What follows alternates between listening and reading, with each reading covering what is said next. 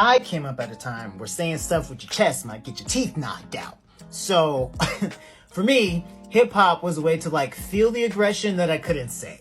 Because if you say things, you never know when a 90s black parent feels like they need to drop kick you. Like you just never knew what was going to happen. So that was my connection to hip hop. That was my liberation in hip hop. However, not only was I not out in these streets, I was all up in the church.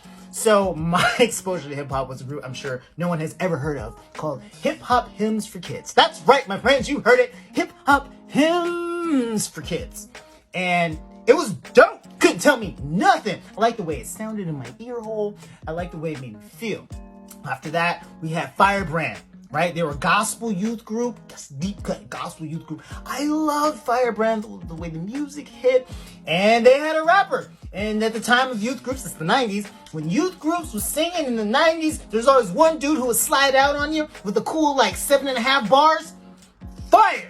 Deaconesses, aunties, go on, baby, go ahead, get him now. So, Firebrand was cool. Firebrand was really, really cool. I liked them. And then there's Cross Movement, which was like the height of gospel rap at the time. There's Cross Movement.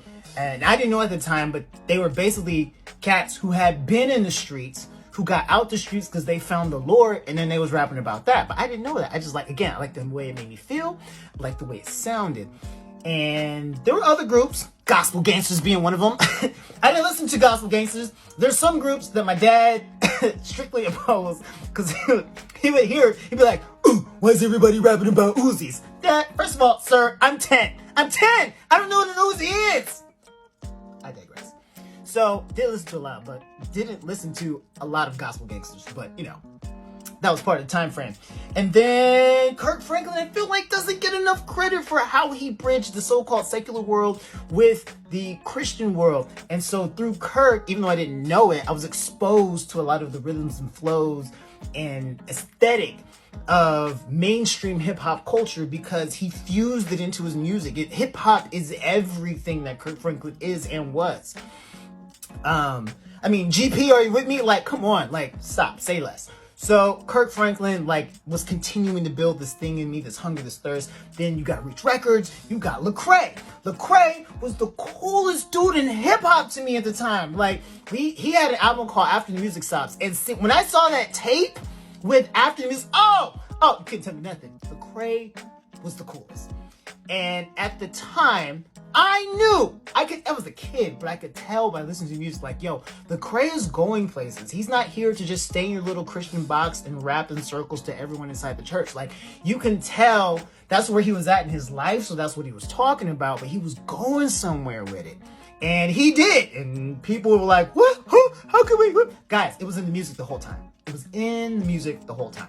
Of course, during that decade, 90s to 2000, you got Fresh Prince. We were a big Fresh Prince family, so West Philadelphia, born and raised. That was okay, it could feel good. It's not super aggressive. It's not Jesus-y, but it's still dope. Got it. Somewhere in there, a little Bow Wow and shoot, I can't remember, but Shorty Like Mine, yo, that was my jam. Shorty Like Mine. I just realized who sang. I just realized who sang the hook on that, guys. Please don't cancel me. And then I was a nerd. So in the 2000s, Lil Romeo with the Static Shock theme song. Superhero, fight the criminals, chase the bad guys, save the world, I fly through the sky. Half kid, amazing. Okay, said, who you facing? What? First zip, then you zap. Yo, stop. Superheroes. So, the hunger, appreciation for hip-hop grew in me. The aggression, the thing I could connect to. 2007, my younger brother, who ventured out into secular music well before I did, plays this track for me called Top Back, T.I. Blew my mind. Obviously, it wasn't the content because I didn't know nothing about what he was talking about. I wasn't in the streets. But the conviction with which T.I. rapped, I was like, yo, and how the beat, it's what he's Southern East Coast rap. So how that hit in the body, I was like, ooh, I'm about this. So that song came out in 2006. 2007 is when I heard it. So I'm like, yo, who's this T.I. guy? That's the year he drops T.I. versus T.I.P. and y'all, it was game over. It was game over. I was in. So then, after that, Paper Trail drops 2008. Yo, I'm in.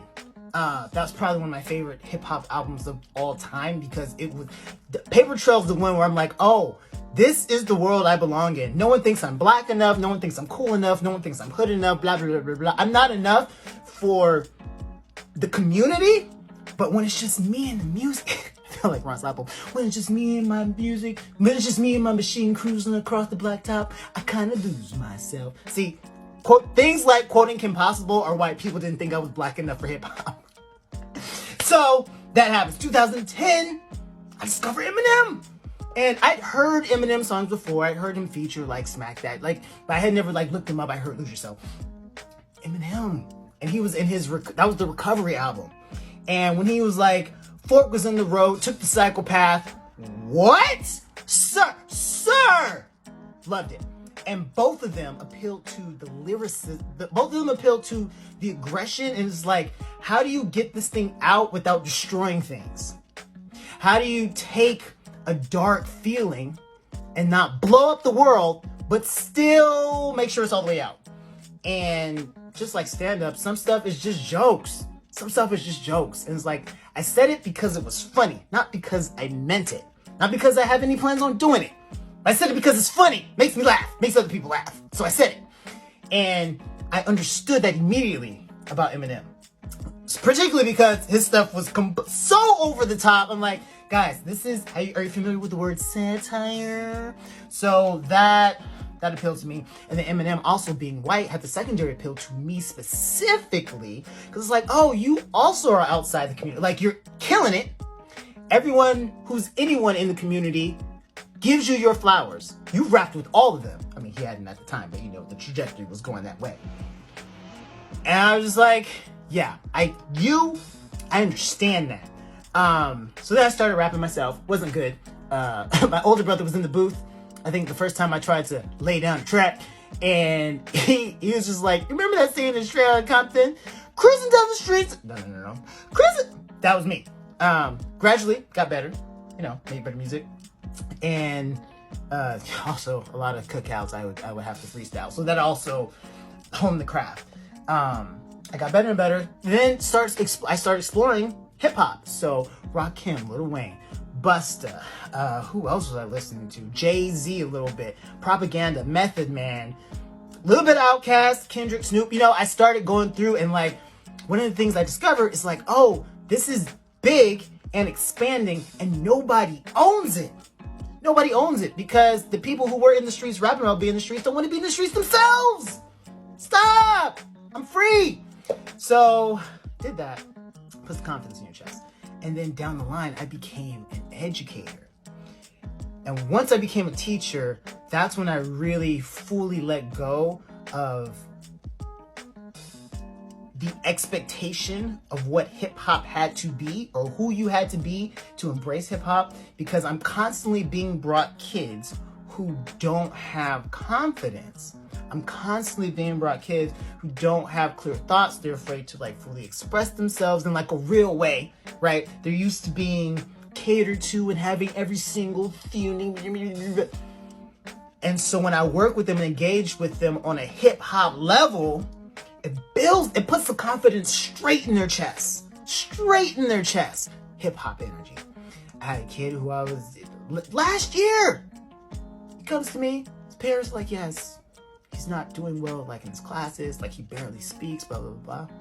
So I was like, okay. And we did a bunch of work, but one of the main thing was rap. It's like, we're gonna get you rapping, and that's gonna put the confidence in your chest. So now I'm free to be me. And yeah, I love hip hop. I love rap. I love the old school. I don't love the new school. I love the mid school that happened before the new school. But even today, there's some sleepers in there who are like, yo, you're actually pretty fire. So happy birthday, hip hop.